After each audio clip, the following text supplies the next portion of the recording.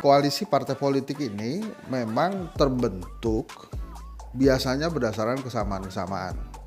Misalnya yang pertama adalah kesamaan tujuan untuk kemenangan pastinya. Kemudian yang kedua, kesamaan calon presiden dan calon wakil presiden. Bungkusannya semua adalah kepercayaan satu sama lain. Tapi kalau kondisi panggung yang dituju ini kosong, tidak ada incumbent lagi, ini agak rumit. Kalau ada incumbent gampang, koalisinya terbentuknya adalah mendukung incumbent atau menolak atau berseberangan dengan incumbent. Tapi kalau panggungnya kosong, ini banyak hal yang mesti dipertimbangkan, bukan hanya analisa, tapi juga komitmen antar anggota koalisi, ya termasuk kepercayaan tadi. Yang paling penting yang ketiga ini adalah keberanian membentuk koalisi partai politik.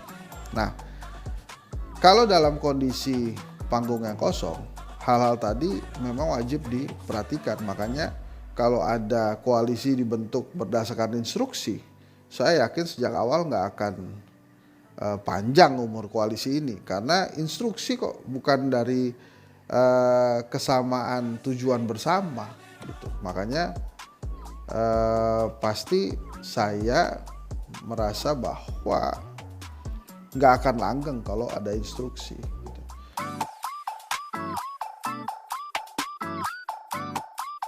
Yang ada kan masih koalisi perubahan untuk persatuan yang mendorong Anies Baswedan, motornya Nasdem, Demokrat, dan PKS. Bagaimana dengan koalisi-koalisi lainnya? Pak Jokowi sedang berusaha membentuk koalisi yang mau mendorong Prabowo dan Ganjar gitu ya. Tapi ada PDI Perjuangan nih yang sebetulnya juga independen, bebas, bisa maju tanpa koalisi. Bagaimana prediksinya? Ya kalau untuk rakyat Indonesia, 1 pasang, 2 pasang, 3 pasang, 4 pasang nggak masalah mestinya.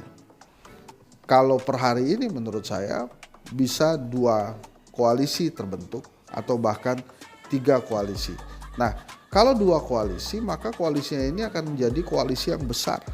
Banyak partai politik, lebih dari 3 partai politik akan hadir di koalisi itu mendorong calon presiden yang sama. Nah, lemnya atau perekatnya di sebuah koalisi besar itu biasanya adalah ketokohan si capres. Makin besar kemungkinan si capres ini menang, koalisi yang akan datang tuh akan lebih besar nantinya. Akan masuk ke dalam dan bekerja sama bersama-sama.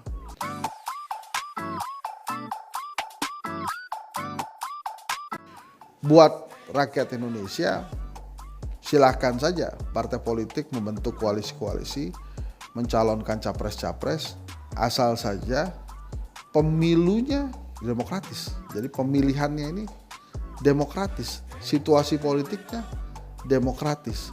Sehingga pada saat pemilu yang merupakan pesta rakyat, ini benar-benar terjadi pemilu yang riang gembira.